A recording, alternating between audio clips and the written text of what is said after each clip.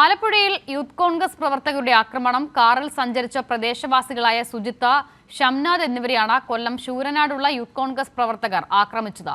പരിക്കേറ്റവരെ ആശുപത്രിയിൽ പ്രവേശിപ്പിച്ചു. വിവരങ്ങളുമായി ഷാജഹാൻ ചേരുകയാണ്. ഷാജഹാൻ, യാതൊരു പ്രകോപനവും ഇല്ലാതെയായിരുന്നോ ഈ ആക്രമണം? തീർച്ചയായിട്ടും ഇന്ന് വൈകിട്ടോടു കൂടിയാണ്, ഉച്ചയ്ക്ക് ശേഷമാണ് ഈ സംഭവം ഉണ്ടായത്. നൂറിനാടിന് സമീപമാണ് സംഭവം ഉണ്ടായത്.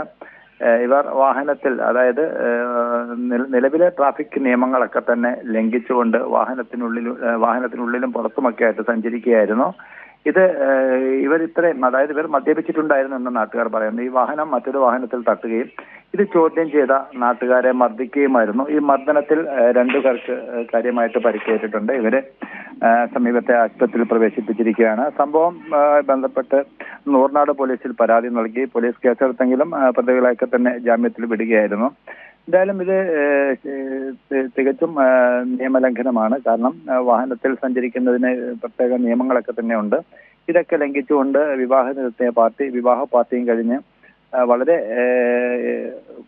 സഞ്ചരിക്കാൻ കഴിയാത്ത തരത്തിൽ, അതായത് ഒരു മദ്യപിച്ച് വളരെ മതോന്മത്തരായിട്ടാണ് സഞ്ചരിച്ചതെന്നാണ് നാട്ടുകാരുടെ ഭാഗത്ത് നിന്ന് നമുക്ക് മനസ്സിലാക്കാൻ സാധിച്ചത്.